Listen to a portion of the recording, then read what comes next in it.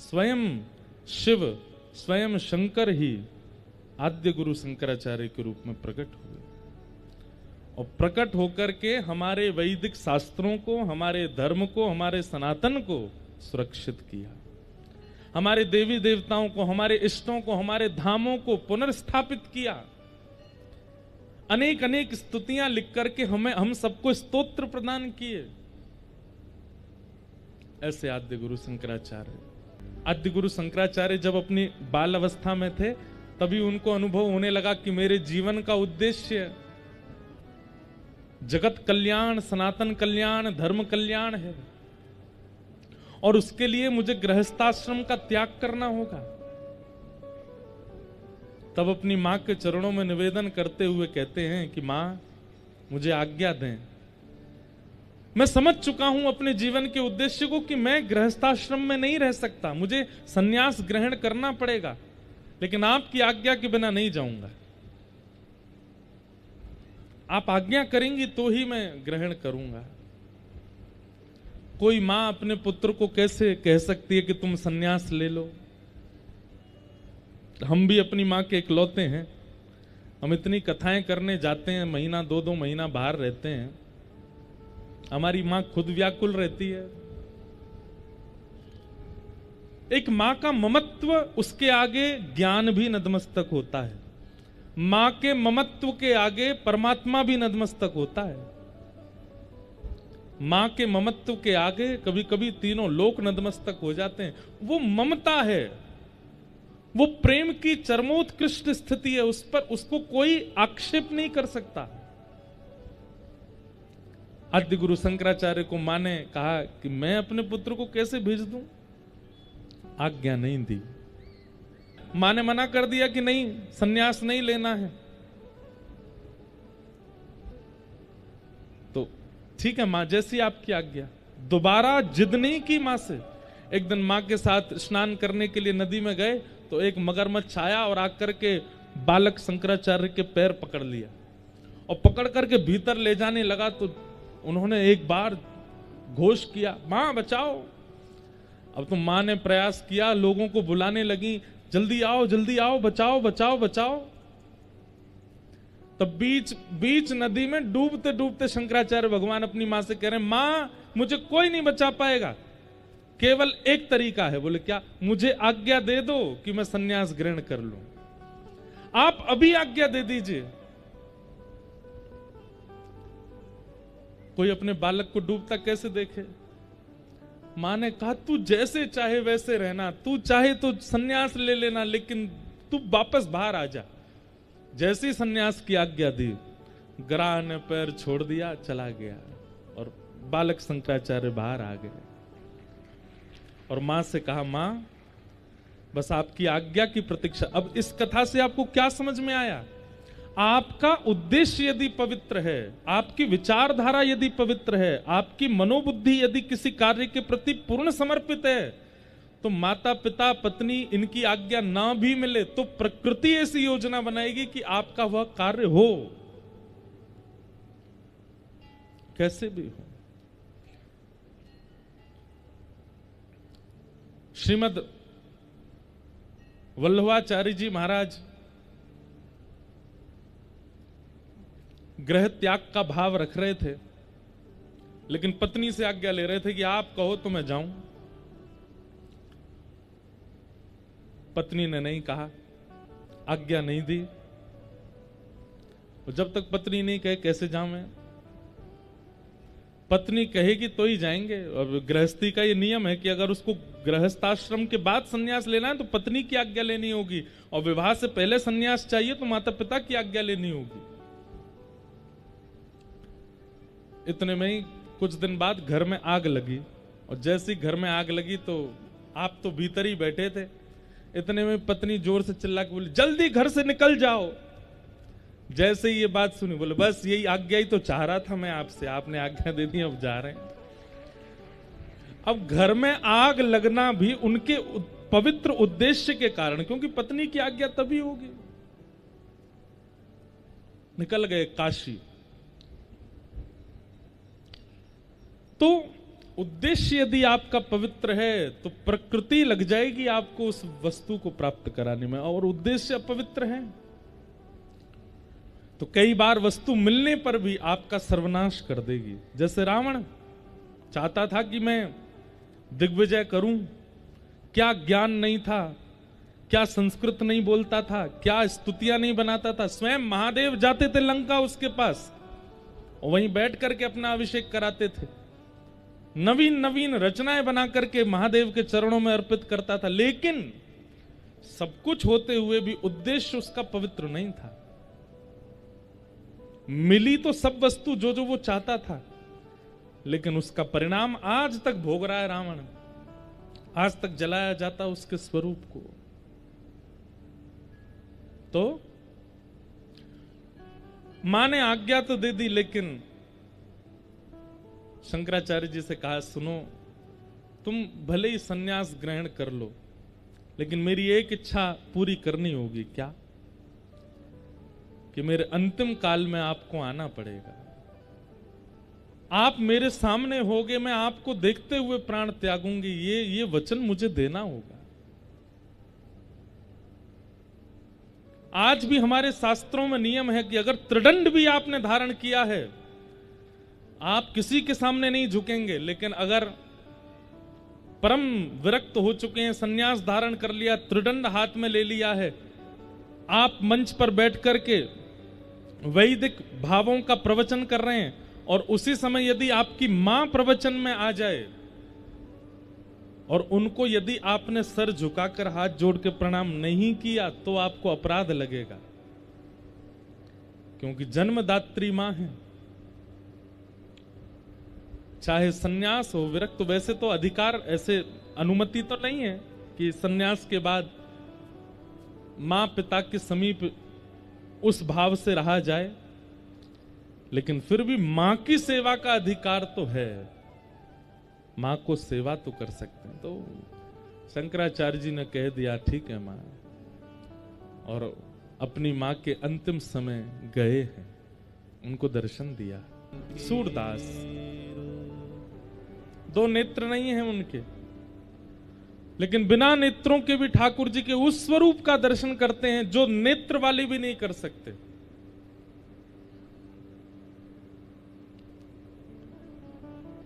अर्धरात्रि का समय, और सूरदास जी के पास कोई सेवक बैठा था। सूरदास जी कुछ गा रहे थे, आंख नहीं है सूरदास जी की। सेवक ने पूछा, सूरदास जी आपको ठाकुर जी दिखते हैं?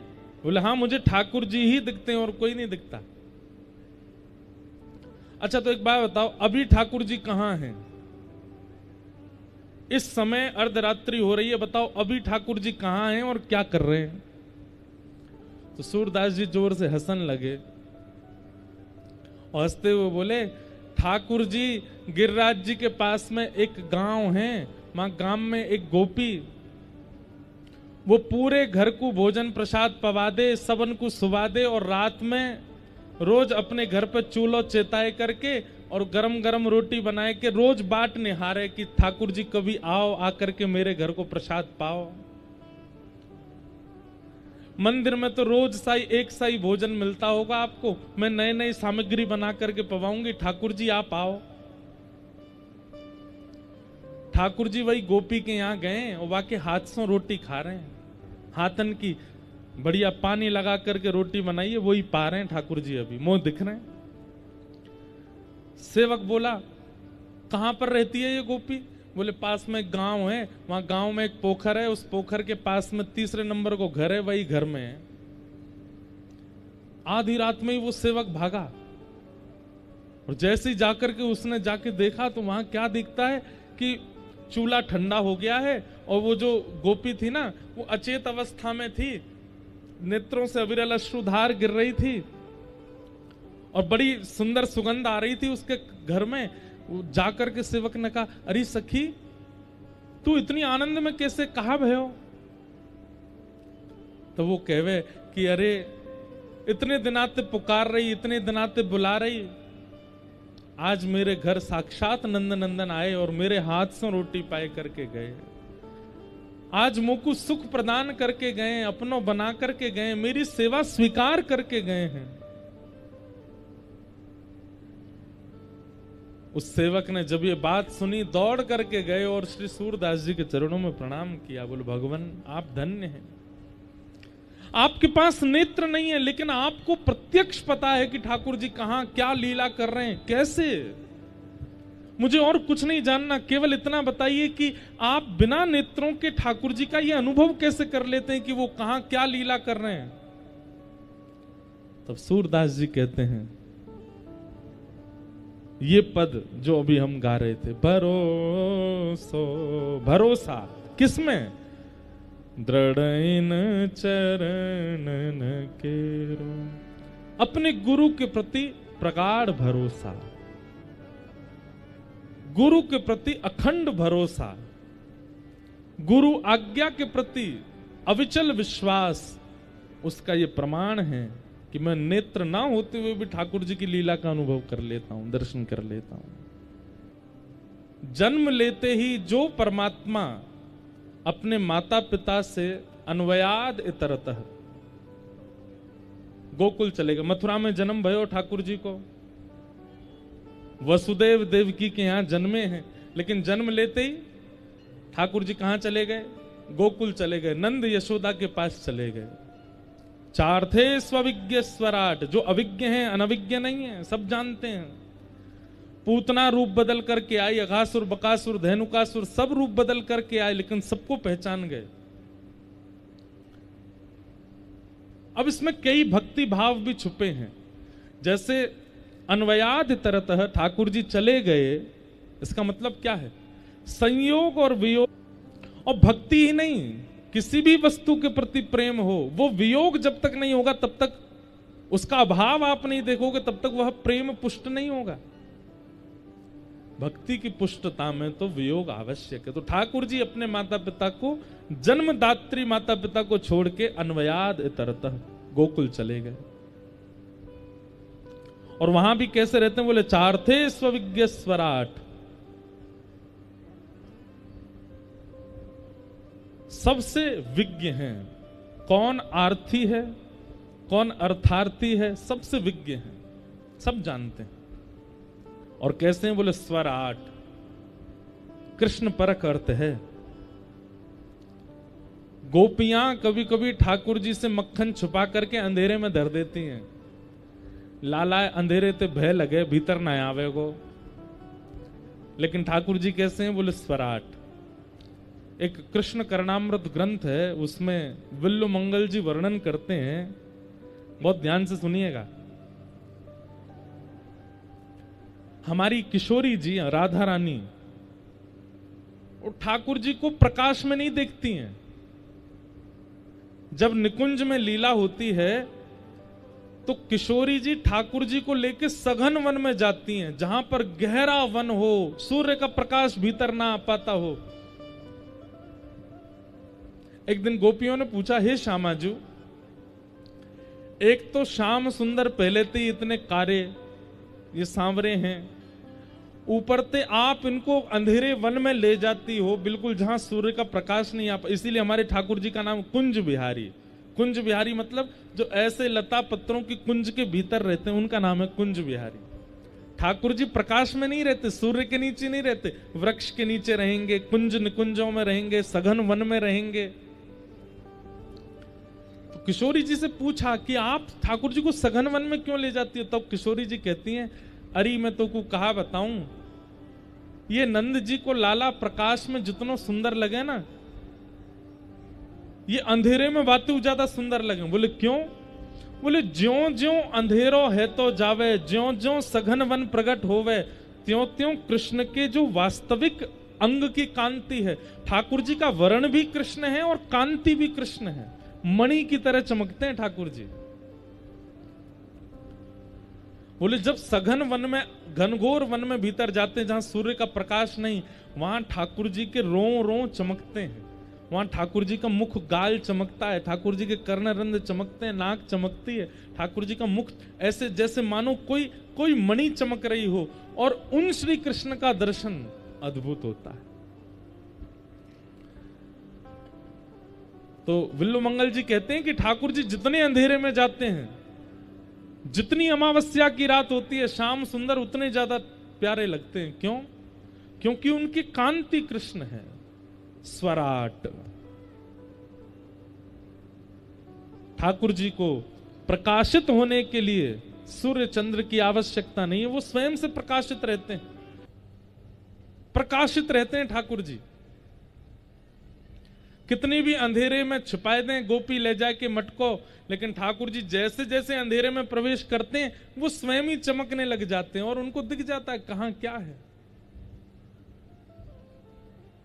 ब्रह्म परक अर्थ ऐसा है कि सूर्य चंद्र को भी जो अपने अपने से तेज प्रदान करते हैं, प्रकाशित करते हैं, वो स्वराट।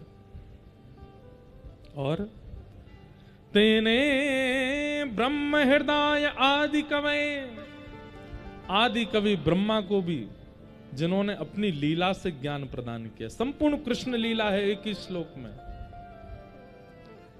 जब ग्वाल बालों का हरण करके ले गए ब्रह्मा जी, तब ठाकुर जी ने अपनी बाल लीला से उनके चित्त का जो संशय था उसको विनाश किया, उसको दूर किया। मुह्यन्ति यत् सूरयः, अपनी लीला पर गिरिराज धारण करके देवताओं के राजा इंद्र को भी जिन्होंने मुह्यन्ति, मोहित कर लिया। चरणों में आकर के प्रार्थना करने लगा इंद्र, पिता गुरुस्त्वम जगतामधीशो, आप मेरे पिता हैं, आप मेरे गुरु हैं, आप जगत के पिता गुरु हैं, मुझे क्षमा करें। ऐसे श्री कृष्ण यत्रत्र शर्गोमृषा, जिनकी लीला से यह माया रूपी सृष्टि भी कभी कभी सत्य सी प्रतीत होने लगती है।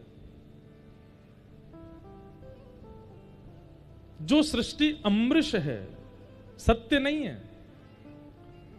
एक पानी के उठे बुदबुदे की तरह है, कभी भी नष्ट हो सकती है।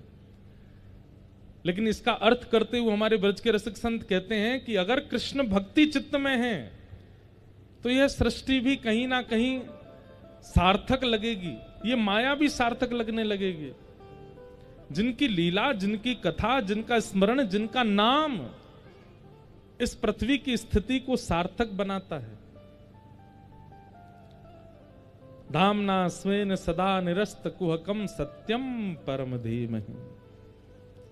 ऐसे ठाकुर जी जिन्होंने 3 स्थानों पर लीला की, ब्रज धाम, द्वारिका धाम और हस्तिनापुर, और तीनों लीलाओं को करते हुए अंत में उद्धव को अपना ज्ञान उपदेश प्रदान करते हुए, भागवत धर्म का निरूपण करते हुए, वही परम सत्य अपने स्वधाम को प्रस्थान कर गए। ऐसे परम सत्य श्री कृष्ण को हम बारंबार प्रणाम करते हैं, उनको वंदन करते हैं। सत्यम परम धीम, सत्य और परम सत्य। ठाकुर जी परम सत्य है, ठाकुर जी सत्य हैं, पर ठाकुर जी की लीला परम सत्य है, ठाकुर जी का नाम परम सत्य है। ऐसे परम सत्य परमात्मा को हम वंदन करते हैं। सत्यम परम धीमहि। 3 बार सत्य की वंदना है भागवत जी में, प्रारंभ में, मध्य में और विश्राम में। सत्यव्रतम सत्य परम सत्यम सत्यस्य योनिम निहितम च सत्ये सत्यस्य सत्य मृत सत्य नेत्रम सत्यात्मकम त्वाम शरणम प्रपन्ना। श्री कृष्णावतार के समय देवता 9 बार सत्य कहते हैं ठाकुर जी को, और अंत में भी सत्यम परम धीमहि कह करके मानो सत्य सत्य सत्य 3 बार आदि मध्य और अंत में कहकर के वेदव्यास जी कहते हैं कि श्री कृष्ण अंश नहीं है, श्री कृष्ण कला नहीं है, श्री कृष्ण परिपूर्ण अवतार है भगवान का। इसलिए उनके शरण में, आपको पता है आद्य गुरु शंकराचार्य जी की हम चर्चा कर रहे थे, जो स्वयं शंकर हैं। आपकी माता जी के अंतिम काल में आद्य गुरु शंकराचार्य जी ने भी भगवान श्री कृष्ण की लीला सुनाई अपनी मैया को, और सुंदर कृष्ण ठाकुर जी की लीला के ऊपर सुंदर एक स्तोत्र रच करके मां को सुनाया। और अंतिम श्वास निकलने से पूर्व साक्षात श्री कृष्ण के दर्शन करा दिए अपनी मां को, तब वैकुंठ की प्राप्ति हुई मां को। श्री कृष्ण साक्षात पर ब्रह्म है, साक्षात परिपूर्ण ब्रह्म है। अब आप लोग कहेंगे, एक बात हमारी बहुत ध्यान से सुनिएगा, कई बार प्रश्न होता है कि भगवान श्री कृष्ण जब परब्रह्म थे तो फिर ऐसी कभी कभी कहीं कहीं हल्की लीला क्यों की उन्होंने? गोपियों के साथ रास विहार करके प्रश्न चिन्ह छोड़ गए, अनेक अनेक 16,108 विवाह करके प्रश्न चिन्ह छोड़ गए।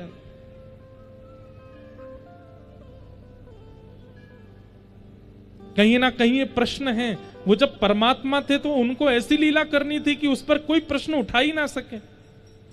देखिए, ठाकुर जी ने लीला तो ऐसी की है कि उस पर प्रश्न उठ नहीं सकता, पर हम संसारी लोग ऐसे हैं कि हम प्रश्न उठाए बिना रह नहीं सकते। ठाकुर जी की लीला पर लोगों को यह होता है कि बताओ, परमात्मा होकर के गोपियों के घर से मक्खन चुराते थे। भगवान जानते थे कि कलयुग आने वाला है और कलयुग के लोगों को ज्ञान परख लीला करके मैं सनातनी बना दूं, धर्म का पालन करवा दूं, वो हो नहीं पाएगा।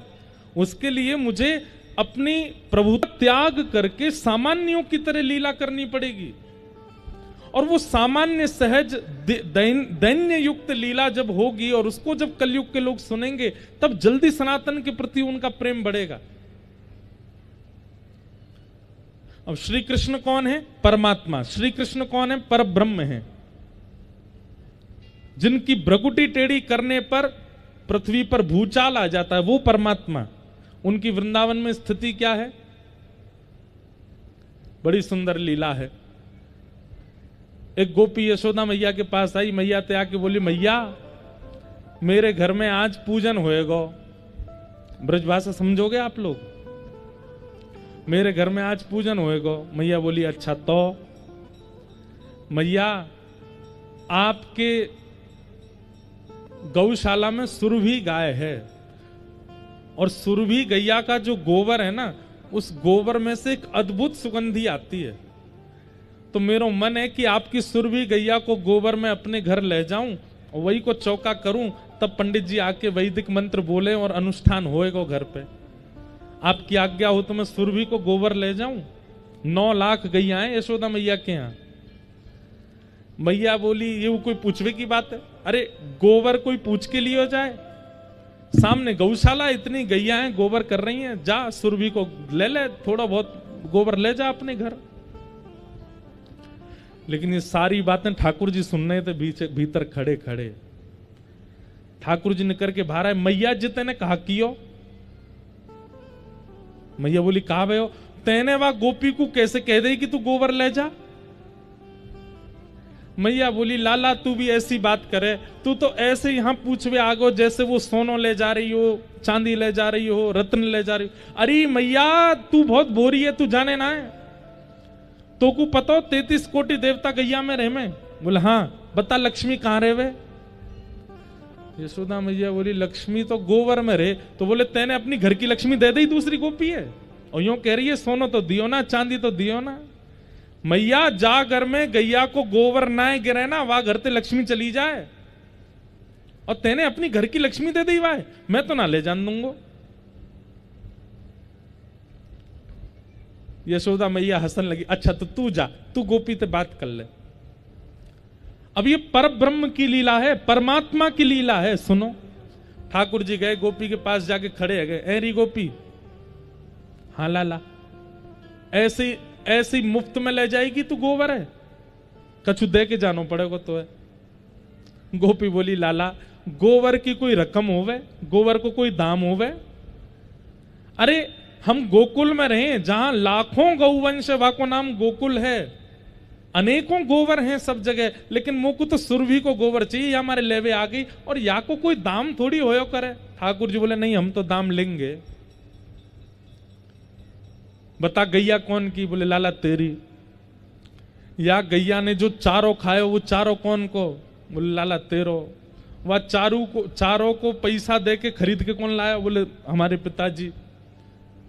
वह चारे को कौन ने खाया? वो गैया ने खा के भीतर गोबर बनाए के कियो, तो गोबर कौन को? लाला गोबर भी तेरो, तो तू कैसे ले जाएगी? छोड़ यहीं पे। नहीं ले जान दे रहे। गोपी बोली लाला मेरे घर उत्सव होएगा। बोले दाम दे दे और ले जा। बोले कहा दाम दूं तू बता। बोले तू जितनो गोबर ले जाएगी उतनो अपने घर को मक्खन दे जा। हमारे यहां गोबर के बदले मक्खन मांग रहे हैं। जितनी परात गोबर ले जाएगी उतनी परात भर के मक्खन दे जा। गोपी बोली लाला मक्खन तो बहुत महंगो होवे, मक्खन की गोबर ते कहा तुलना। बोले ना हमारो तो गोबर भी मक्खन के समान है, ना तो कभी रोटी पे चुपड़ के खाई लियो, हमारे गोबर है। आनंद आ जाएगा तो। गोपी बोली अच्छा ठीक है मैं मक्खन दे जाऊंगी, मुझे जान दे। अब गोपी जैसी परात उठाई के ले जाने लगी। ठाकुर जी बोले एक बात बता, अब तू कितनों गोबर ले जाएगी, बाकी गिनती कौन करेगा? गोपी बोली गिनती तो लाला तो ये करनी पड़ेगी। ठाकुर जी बोले भाई मैं अभी तक विद्यालय गयो ना हूं, मुझको गिनती आवे ना है, मुझे तो गिनती ना आवे, मैं किस करूंगा? गोपी कछु और रास्ता बता, गिनती कैसे होएगी? तो गोपी बोली अच्छा लाला एक बात बताओ। बोले हाँ, मैं जितनी परात उठाऊंगी, तो जैसे एक परात उठाऊंगी तो वहां मैं तेरे नेक सौ गोबर निकाल के तेरे गाल पे चिपका दूंगी, और जितनी बार गोबर ले जाऊंगी उतनी बार गोबर निकाल तेरे मुंह पे चिपका दूंगी, और अंत में यशोदा मैया ते तू गोबर गिनवा लियो कितनी बिंदी है, उतना मक्खन दे जाऊंगी। ठाकुर जी बोले हाँ जे बात जे बढ़िया है। अब गोपी गोबर उठावे, वहां में से नेक सौ गोबर को टीपा निकाल के ठाकुर जी गाल पे चिपका दे, ठाकुर जी के माथे पे चिपका दे। हर बार जितनी बार, अब गोपी के काम तो हो चुका पूरा, जितना गोबर चाहिए उतना ले जा चुकी है, लेकिन ठाकुर जी के गाल पर गोबर लगाने में इतना सुख मिल रहा, बार बार आ रही है। यहां लगा दे, कभी यहां लगा दे, कभी यहां लगा दे, कभी नाक के ऊपर। और ठाकुर जी भी इतने आनंद से लगवा रहे हैं कि आज तो मेरे मुंह में पानी आ रहा है। दूसरी गोपी के घर से मक्खन आवेगो, घर पे आनंद आवेगो।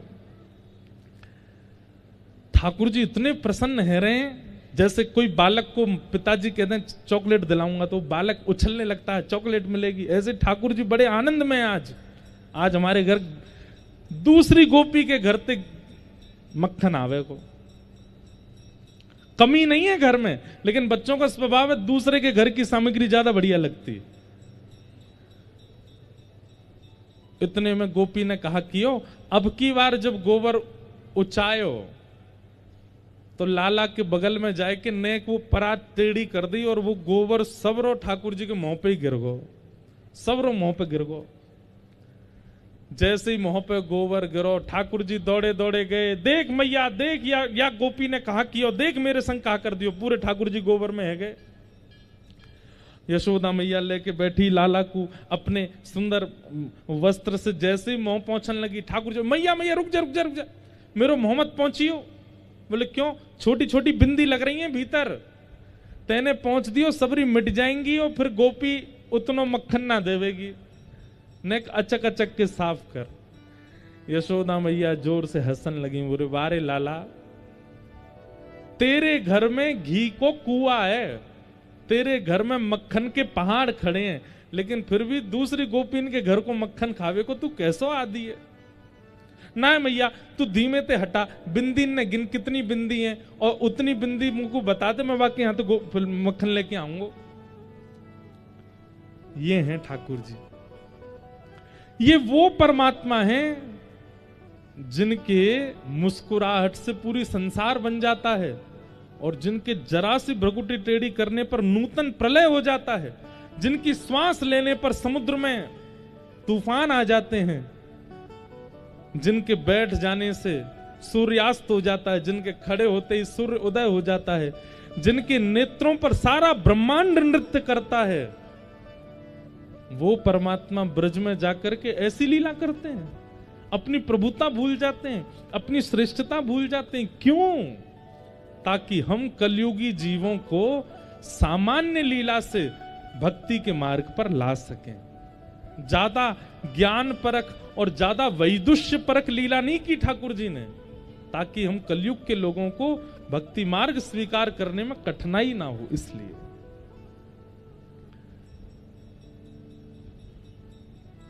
अब श्री कृष्ण की लीला अगर ऐसी होती कि भगवान जन्म लेते ही उनको सोने का मुकुट धरा दिया गया, सोने के वस्त्र आभूषण धरा दिए गए, ठाकुर जी रोते भी नहीं है, ठाकुर जी तो अपनी अवस्था में रहते हैं, वो तो परमात्मा हैं, वो तो धीमे धीमे कभी कभी आंख खोलते हैं, 4 महीना के ठाकुर जी सिंहासन पर बैठ के दुनिया को दर्शन देते हैं, फिर भीतर चले जाते हैं, ध्यान में बैठ जाते हैं। अगर ऐसी लीला ठाकुर जी की होती तो कृष्ण से कोई प्रेम नहीं कर पाता।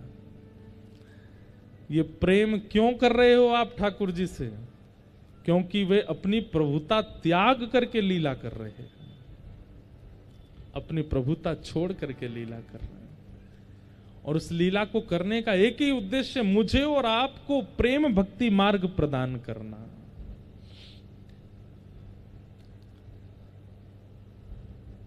लेकिन वो भले ही कैसी भी लीला करते हो, वो परम सत्य हैं, वो साक्षात परमात्मा हैं, उन्हें हम प्रणाम करते हैं। सत्यम परम धीमहि।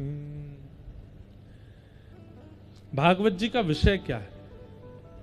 आप लोग कथा सुनने के लिए आए हैं, कई लोग जबलपुर से इतनी दूर से आ रहे हैं, कई लोग और दूर दूर से आ रहे हैं। यहाँ अमरपुर नाम है गांव का, अमरपुर। यहाँ पर पवई धाम हनुमान जी के चरणों में, ये आपको हम सत्य बता रहे हैं, बड़े बड़े आनंद में आप लोग कथा सुन रहे हैं। शहरों में कथा होती है तो फिर स्थिति ऐसी होती है कि कहाँ बैठे हैं, कहाँ सुन रहे हैं, ऐसे इतनी भीड़ हो जाती है। लेकिन यहाँ पर आप लोग बड़े आनंद से बैठ के सुन पा रहे हो, ऐसा लग रहा है 1 to 1 बात हो रही है।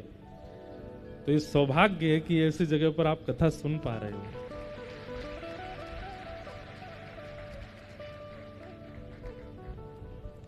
भागवत का विषय क्या है? तो धर्म प्रोजित कई तवोत्र परमो, हमारे चित्त में, सुनने वाले श्रोताओं के चित्त में परम धर्म का उद्दीपन होना, यही भागवत का विषय है। बहुत सावधानी से सुनिए सब लोग। सुनने वालों के चित्त में परम धर्म का उद्दीपन होना। लेकिन हमारी ऐसी कोई क्रिया जिससे मैं तो संभल गया, मेरा परिवार तो संभल गया, लेकिन बाकी सब बिखर गए, वो अधर्म है। जैसे पात्र होता ना, कटोरा, कटोरी, थाली, वही है धर्म का स्वरूप। उसमें रोटी भी आ जाओ संभाल लेते हैं, दाल डाल दो, सब्जी डाल दो, लड्डू डाल दो, गुड़ डाल दो, मिर्च डाल दो, सलाद डाल दो, सबको थाली संभाल लेती है। और जितनी विकसित होगी उतनी सामग्री डाल दो, सब संभाल लेगी, किसी को भी फैलने नहीं देती। यही है धर्म का स्वरूप। हम अपने जीवन का ऐसा निर्माण करें कि हम सबको संभालने में सक्षम हों, सबको धारण करने में सक्षम हों। हमारी ऐसी क्रियाएं हों, ऐसी विचारधाराएं हों, ऐसे कर्म हों जिससे सब समझ जाएं, वो धर्म है। और परम धर्म क्या है जिसके लिए यहां भागवत जी कह रही हैं? परम धर्म किसे कहते हैं? स्वयं ऐसी क्रिया करना जिससे सब समझ जाएं, ये धर्म है। पर स्वयं करते हुए औरों को भी प्रेरित करना, ये परम धर्म है। इसको परम धर्म कहते हैं। जैसे कि सूरदास जी ने अपना कल्याण तो किया, लेकिन सूर सागर ग्रंथ लिख करके गए, उसके माध्यम से आज तक कितनों का कल्याण हो रहा है, ये परम धर्म है। मीराबाई अपना कल्याण तो किया, लेकिन अपने कल्याण के साथ साथ ऐसा निर्माण करके गई मीराबाई पद पदावलियों का, उससे आज तक हम सबका कल्याण हो रहा। गोस्वामी तुलसीदास जी अपना कल्याण तो किया। होती हैं, वो कहती हैं आपातकालीन स्थिति में विमान में हवा की प्रेशर कम होने पर अपने आप मास्क ऊपर से लटक जाएंगे। यात्रियों से निवेदन, पहले अपना मास्क पहने, फिर अपने बगल वाले का मास्क पहना में। यही है परम धर्म। कथाएं सुनकर के, भक्ति मार्ग में आकर के, धर्म के मार्ग पर आकर के पहले स्वयं को धर्मावली बनावें और उसके बाद जिससे मिलें प्रयास करें कि उसके चित्त में भी भक्ति मार्ग, धर्म मार्ग प्रकट हो। आद्य गुरु शंकराचार्य जी ने क्या किया? यही तो किया। और केवल 31-32 वर्ष की आयु में सब कर दिया, ज्यादा समय नहीं लगा आद्य गुरु शंकराचार्य जी को। तो भागवत जी का विषय क्या है? परम धर्म चित्त में प्रकट करना। अपने कल्याण की स्थिति तो आप सबकी हो, लेकिन अपने कल्याण के साथ साथ यह भी विचार करें, हम जिससे मिलते हैं, हम जिससे बात करते हैं, जिसके संपर्क में आते हैं, उसके चित्त में भी परम धर्म प्रकट हो। एक बात बोलें, हमसे तो ये काम बन जाता अपने आप ही। अभी ऐसा हो चुका है कि हम कहीं भी जाते हैं, हवाई जहाज में जाएं, ट्रेन में जाएं, तो 5-6 लोग अगर मिले हैं ना, तो उनमें से 3 लोग तो जय श्री कृष्ण राधे राधे बोलते ही मिलेंगे। अरे हवाई जहाज में एयर होस्टेस वेलकम बोलती ही नहीं है, अब तो राधे राधे ही बोलती हैं, देख के महाराज जी राधे राधे, आप राधे राधे करके स्वागत करती हैं। और अब तो सब जानने लग गए, पहचान जाते हैं सब जगह। औरों को तो पैसा दे करके भोजन देते हैं, हमको तो फ्री में ही सेब, अनार, केला दे जाते हैं, बोले महाराज जी आप तो प्रेम से पाओ। तो परम धर्म का मतलब क्या है? जैसा देश वैसा वेश नहीं, जैसे हम वैसे सब हो जाएं, ये परम धर्म है। कई बार ऐसा होता है कि धर्म का पालन करने वाले लोग कई बार स्थिति परिस्थिति देख करके अपना तिलक मिटा देते हैं, अपनी कंठीमाला उतार देते हैं। क्यों? वहां पर अलाउ नहीं है, वहां के लोग स्वीकार नहीं करते। तो ऐसे स्थान को आप कैसे स्वीकार कर सकते हो जहां पर आपकी भक्ति स्वीकार ना की जा रही हो?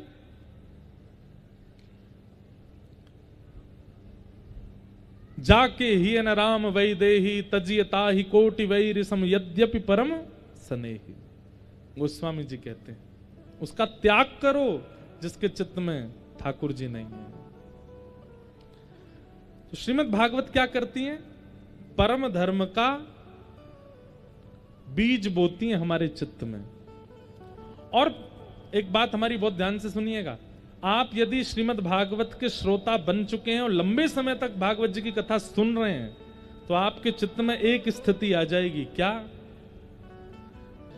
यह भी परम धर्म है। क्या?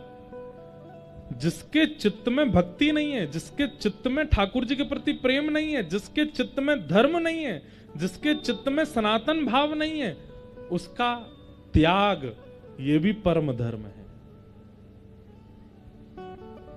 ये भी परम धर्म है। कई बार ऐसा होता है कि हम हमारी कार्य की पूर्ति हो रही है, इसलिए हम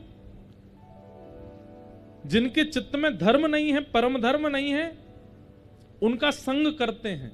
क्यों? हमारा ये काम बन रहा है इनसे। हमारी बात मान लीजिए, एक काम बनेगा उससे, लेकिन अगर ठाकुर जी नाराज हो गए ना तो सबरे काम बिगड़ जाएंगे। एक तो बन जाएगा, बाकी के सबरे बिगड़ जाएंगे। मीराबाई कहती हैं इस बात को। जब मीराबाई ठाकुर जी का बहुत भजन करती थी तो उनको सब समझाते थे कि ए मीरा, तू क्यों गाती है? भगवान का नाम मत गाया कर। तुझे पता है कि राजा को गुस्सा आता है, तेरा देवर जो राजा बन गया है वो तेरे ऊपर कोई ना कोई आक्षेप करता, कभी विष भेजता, कभी कोई, उसको अच्छा नहीं लगता, तो तुम क्यों गाती हो हरि का नाम? तो मीराबाई एक बहुत अच्छी बात कहती हैं, बोले राजा रूठे तो देश निकाले, राजा रूठेगा तो देश से निकाल देगा, लेकिन हरि रूठे तो तीनों लोकों में भी स्थान नहीं मिलेगा मुझे। राजा रूठ करके ज्यादा से ज्यादा अपने जहां तक उसका शासन है वहां से बाहर कर देगा मुझे, लेकिन हरि, ये पूरा ब्रह्मांड तो हरि का है, यदि वो मुझसे रूठ गए तो अरे नरक में भी स्थान नहीं मिलेगा अगर ठाकुर जी रूठ गए तो। इसलिए कई बार हम लोग अपने कार्य के लोभ में ऐसे लोगों का भी संग करते हैं जो विधर्मी हैं, और उसके पीछे लोभ क्या होता है हमारा, इनसे हमारा एक काम बन रहा है। नहीं,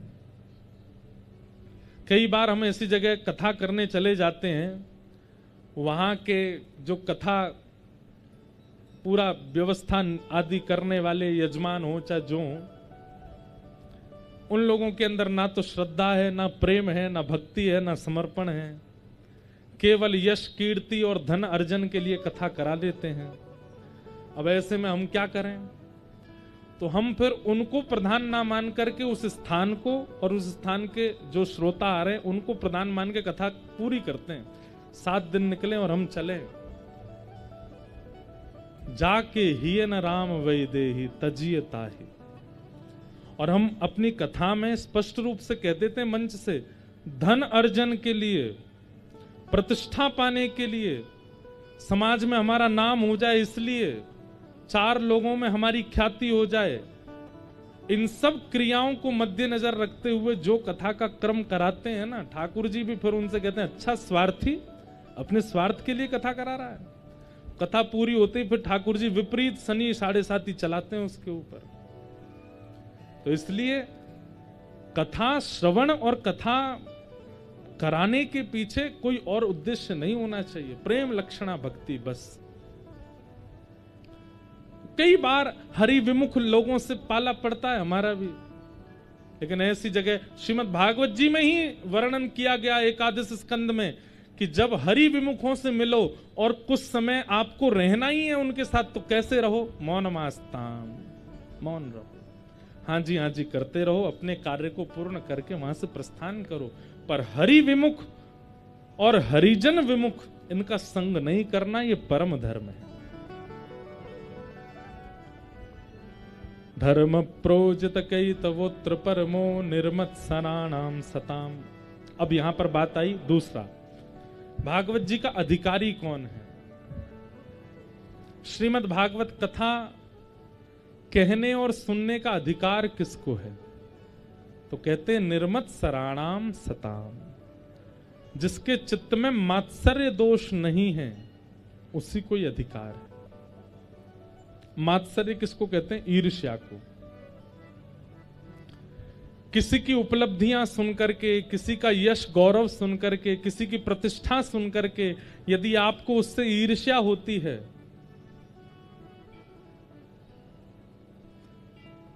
तो आप मात्सर्य दोष से युक्त हो, आपको कथा सुनने का अधिकार नहीं है। हमारे पड़ोसी की कमाई हमसे ज्यादा हो रही और आपको जलन हो रही है उससे, तो आप कथा समझ नहीं पाओगे, सुन नहीं पाओगे। और कहीं ना कहीं वक्ता में भी ये गुण आ जाता है ना कि किसी और के प्रति ईर्ष्या, ऐसे वक्ता की वाणी भी प्रभाव छोड़ना बंद कर देती है, उसकी वाणी का कोई प्रभाव नहीं होता फिर। मात्सर्य दोष, एक बात हमारी बहुत ध्यान से सुनिएगा सब लोग, इधर देखो। आपके अंदर यदि क्रोध दोष है, आपके अंदर यदि लोभ दोष है, आपके अंदर यदि काम दोष है, आपके अंदर यदि मोह दोष है, सब स्थितियों में आपको ठाकुर जी स्वीकार कर लेंगे, लेकिन ईर्ष्या दोष है कभी स्वीकार नहीं करेंगे ठाकुर जी। हमने आज तक नहीं सुना कि ठाकुर जी ने किसी ईर्ष्यालु पर परम कृपा की हो, ना, ईर्ष्यालु पर कृपा नहीं करते ठाकुर जी। जिसके चित्त में ईर्ष्या है, और वही है मात्सर्य दोष, निर्मत सराणाम सताम। इसलिए ईर्ष्या दोष से बचिए, मात्सर्य दोष। कल हम लोग तुकाराम जी की बात सुन रहे थे। संत श्री तुकाराम जी महाराज, वो ज्यादा ज्ञानी नहीं थे, ज्यादा संस्कृत साहित्य उनको नहीं आता था, अपनी मराठी भाषा में कीर्तन लिखते थे और बहुत सुंदर कीर्तन गाते थे। अब ये तो मध्य प्रदेश है, यहां तो मराठी हम बोल नहीं सकते, 2-3 अभंग मुझे आते हैं तुकाराम जी के।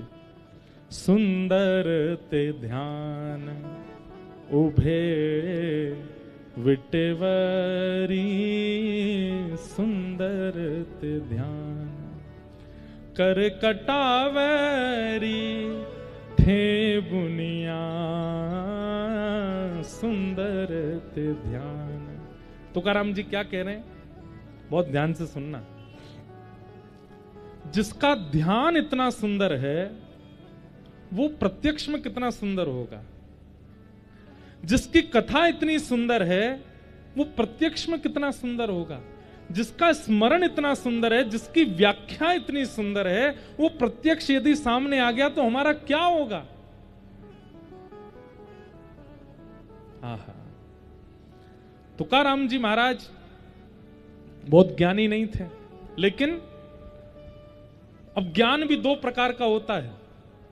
एक तो होता है केवल शास्त्रीय ज्ञान और एक होता है व्यवहारिक ज्ञान। कई लोगों को शास्त्रीय ज्ञान तो बहुत होता है, लेकिन व्यवहार में, लेकिन विचार में, लेकिन किसी की समस्या के समाधान में शून्य होते हैं वो। लेकिन कई लोग ऐसे होते हैं, अब हमारे देश के प्रधानमंत्री, उनके पास कोई बहुत बड़ी डिग्री नहीं है। कई बड़े बड़े स्कॉलर्स और बड़े बड़े पीएचडी और आदि आदि अपनी योग्यताओं को प्राप्त किए हुए उनके साथ रहते हैं, लेकिन उनका व्यवहारिक ज्ञान इतना अद्भुत है कि उसके आगे देश के अन्य देशों के राष्ट्रपति भी नतमस्तक रहते हैं। उनको अंग्रेजी बोलनी नहीं आती, लेकिन वो अमेरिका जाते हैं तो वहां के राष्ट्रपति को भी 2-4 सूत्र बताए जाते हैं। क्यों? व्यवहारिक ज्ञान बहुत अद्भुत है उनका। और कई लोग, अब किसी की निंदा नहीं है, पर हमारे भारत के एक प्रधानमंत्री रहे हमारे काल में ही, नाम नहीं लेना मुझे,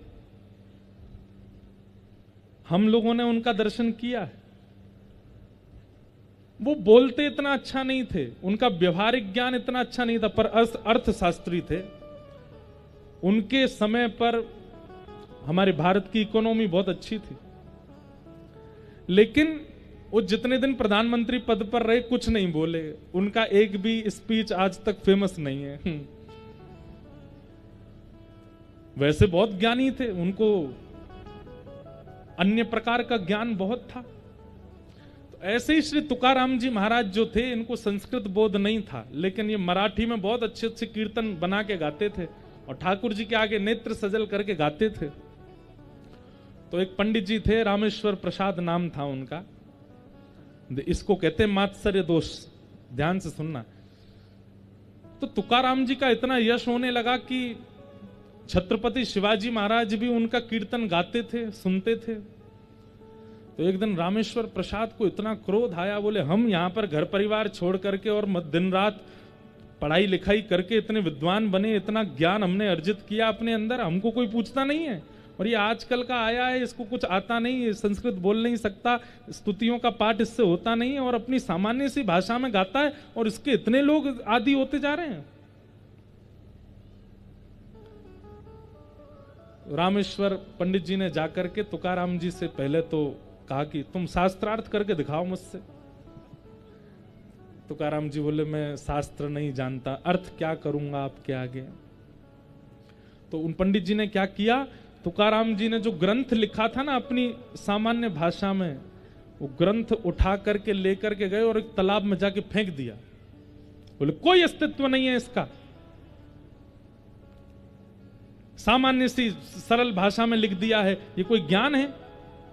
आओ हमारे साथ, हमसे पढ़ो, हम तुम्हें ज्ञान देंगे, हमारे शिष्य बन जाओ। तुकाराम जी बोले हम तो आपके सदा शिष्य हैं, सदा आपके दास हैं, ना उसमें कुछ कहना तो नहीं है, पर वो भाव जो आपने जल में प्रवाहित कर दिए वो मेरे हृदय के भाव थे। भले ही सामान्य भाषा में थे, लेकिन ऐसा नहीं कि उनका अस्तित्व नहीं है। और रामेश्वर पंडित जी तो वो सारे ग्रंथ फेंक करके चले गए। जैसे ही आप गए, तुकाराम जी के नेत्र सजल हो गए, क्योंकि अपने जीवन की सारी पूंजी गाई थी ठाकुर जी के लिए उन्होंने। रामेश्वर पंडित जी के शरीर में एक विचित्र प्रकार का रोग हो गया, और वो रोग ऐसा हुआ कि उनको कभी कभी बैठे बैठे ऐसा लगता था कि जैसे उनका शरीर किसी ने जला दिया हो। ऐसी ज्वलनशीलता होती, खूब लेप लगाते, चंदन लगाते, नदी में स्नान करते, जहां दिखता कुछ भी नहीं था, लेकिन जलन पूरी होती थी उनको। वैद्यों के पास गए, बड़े बड़े औषधालयों में गए, लेकिन कहीं भी ठीक नहीं हो पाए।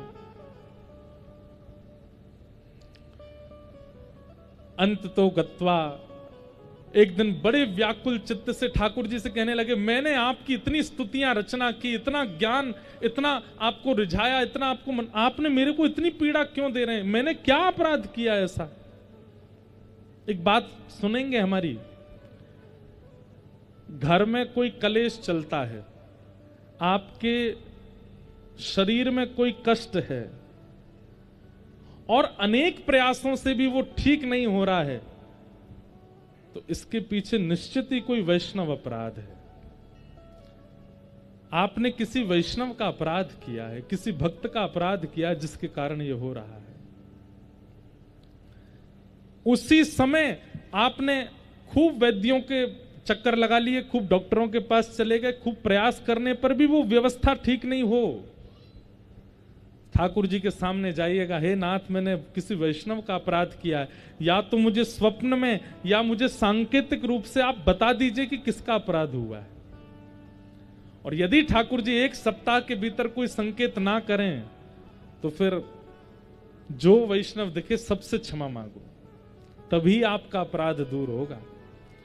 नहीं तो अनेक प्रयास करने पर, अनेक व्यवस्थाएं करने पर, अनेक औषधि लेने पर भी आपका रोग या कलेश या ग्रह कलेश ये सब ठीक ना हो, समझ जाना किसी भक्त का आपने अपमान या अपराध किया। रामेश्वर पंडित जी के साथ वही होने लगा, जलन जावे ही नहीं शरीर की। ठाकुर जी के आगे जाकर रोने लगे, मैंने आपकी इतनी स्तुतियां गाई, मैंने आपके इतने वक्तव्य किए, मैंने आपकी इतनी कथाएं सुनाई, आप मुझे इतना कष्ट दे रहे हो, मैंने क्या किया? तब ठाकुर जी ने स्वप्न में आकर के कहा, मेरे परम भक्त श्री तुकाराम जी महाराज का आपने अपमान किया। वो भाव राज्य में रह करके मेरी सेवा करते हैं, भाव राज्य में रह करके मेरे लिए पद लिखते हैं। वो ज्ञानी नहीं है, उनको इतना आता नहीं है, उनको इतना बोध नहीं है शास्त्रों का, तो आप उनको कुछ नहीं समझते और आप जाकर के उनका अपमान कर रहे थे। और अपमान तो किया, ये तो एक बात, उनके जो ग्रंथ थे उसको प्रवाहित कर दिया आपने। आपके शरीर की ज्वलन तब दूर होगी जब आप तुकाराम जी के पास जाकर के नतमस्तक होकर के क्षमा मांगोगे। रामेश्वर पंडित जी तुरंत गए, तुकाराम जी के आगे जाकर के क्षमा मांगी, कान पकड़े। तुकाराम जी ने गले से लगाया, नहीं नहीं भगवान आप ऐसा मत करो, लेकिन मुझे बहुत खेद है कि मैंने जो पद लिखे वो सब बह गए, सब नष्ट हो गए। तभी ठाकुर जी ने तुकाराम जी को अंतर हृदय में आकर के प्रेरणा देकर के कहा, नहीं तुकाराम तुम जाओ अभी जाकर के उस सरोवर में देखो। और जैसे तुकाराम जी ने जैसे सरोवर में जाके देखा तो तुकाराम जी के द्वारा लिखे गए जितने भी पद थे वो ऐसे तैर रहे थे जैसे कमल, कमल पर कितनी भी बूंद आ जाए वो उसको गीला नहीं करती, ऐसे सारे पत्र कमल के भांति हो गए और उन पर जल का कोई प्रभाव नहीं और सब सुरक्षित हो गए। तुकाराम जी ने सबको लेकर के हृदय से लगाया। इसका मतलब क्या है, ये कथा हमने क्यों सुनाई? मात्सर्य दोष, दुनिया में जितने दोष हैं, काम, क्रोध, लोभ, अहंता, ममता आदि आदि जो भी आपके अंदर दोष हैं, सब एक तरफ और ईर्ष्या एक तरफ। बाकी जितने भी दोष हैं उन सबके साथ ठाकुर जी आपको स्वीकार कर लेंगे। ठाकुर जी ने क्रोधियों को भी स्वीकार किया है, कामियों को भी स्वीकार किया है, मोहियों को भी स्वीकार किया है, अनेक अनेक दोष युक्तों को ठाकुर जी ने स्वीकार किया, लेकिन ईर्ष्यालु को स्वीकार नहीं किया। एक कथा आप मुझे नहीं सुना सकते कि किसी के चित्त में ईर्ष्या थी लेकिन वो रोज मंदिर जाता तो ठाकुर जी ने उसको स्वीकार कर लिया, कभी नहीं। ईर्ष्यालु ठाकुर जी को प्रिय नहीं है। इसलिए भागवत जी के द्वितीय श्लोक में द्वितीय भाव में कहा गया, अधिकारी कौन है कथा का? निर्मत्सराणाम सताम, जिसके चित्त में मात्सर्य दोष नहीं। इसलिए भैया अभी विचार कर लीजिए किससे ईर्ष्या होती है आपको, और जिसके नाम से, जिसके रूप से, जिसके काम से आपको ईर्ष्या होती है, इन 7 दिन की कथा के बाद वो ईर्ष्या प्रेम में बदलनी चाहिए, नहीं तो आपका कथा सुनना व्यर्थ हो जाएगा।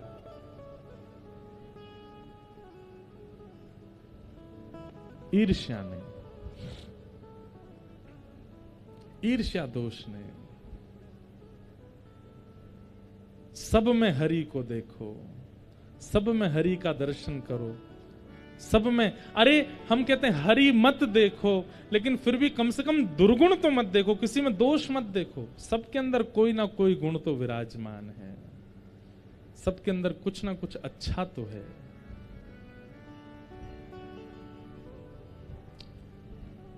राक्षसों में और देवताओं में अंतर यही है, देवता सब में गुण देखते हैं और राक्षस वो अपने अलावा सब में गुण, सब में अवगुण देखते हैं। वो हम गुणवान है, बस हमसे ज्यादा योग्य कोई नहीं है। महाराष्ट्र के संत श्री विनोबा भावे कहते हैं, राक्षस में और मानव में अंतर क्या है, राक्षस में और देवता में अंतर क्या है? बोले सब में गुण का दर्शन करे वो देवता है, और अपने अलावा सब में अवगुण का दर्शन करे वो राक्षस है। उसको लगता है मुझसे बढ़िया कोई नहीं है, मैंने ये किया, मैंने ये किया, मैंने ऐसा किया, मैंने ये किया, बाकी तुमने क्या किया, तुम्हारा कोई कर्तव्य कर्म थोड़ा ही है। इस प्रकार की विचारधारा रखने वालों को राक्षस कहा जाता है। अरे वो रावण है जो राम में भी दोष देखता है, वो राम जी हैं जो रावण में भी एक गुण तो खोज ही लेते हैं। सब में भगवत दर्शन नहीं कर सकते तो कम से कम सब में गुण देखो, सब में गुण का दर्शन करो। आहा,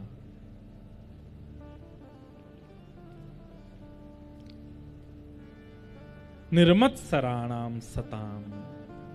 मात्सर्य दोष युक्त होकर के कथा सुनी नहीं जा सकती और ना कही जा सकती है, इसलिए मात्सर्य दोष का त्याग करो। और तीसरी बात क्या कहते हैं? वैद्यम वास्तवमत्र वस्तु शिवदम। विषय, अधिकारी और अब आया संबंध। भागवत जी हमारा किससे संबंध कराती हैं? बोले वैद्यम वास्तवमत्र वस्तु शिवदम। जो वास्तव में संबंध बनाने योग्य हैं उनसे संबंध बनवाती हैं, और वो भी कैसा? शिवदम, कल्याणकारी। मामा जी, एक बार मामा जी से किसी ने कहा, बोले पूरी दुनिया आपको मामा जी कहती है क्योंकि आप सीता जी को अपनी बहन मानते हो, लेकिन सीता जी आपको अपना भैया मानती हैं, इसका क्या प्रमाण है आपके पास? आप सीता जी को बहन मानते हो, इस संबंध से सब आपको मामा बोलते हैं, पर सीता जी आपको अपना भाई मानती है, इसका कोई प्रमाण है? तो मामा जी मुस्कुराए और मुस्कुरा करके बोले, इतने बड़े बड़े भागवत के वक्ता, राम कथा के वक्ता, अनुष्ठानी ब्राह्मण, बड़े बड़े वेदज्ञ तपस्वी महाराज और इतनी सारी जनता एक स्वर में जब हमको मामा जी बोलती है तो हमें लगता है इन सब के माध्यम से सीता जी हमको भैया बोल रही हैं। इतने संतों के द्वारा हमको मामा जी जब कहा जाता है तो ये प्रमाणित है कि सीता जी भी हमको भैया मानती हैं। संबंध बनाओ।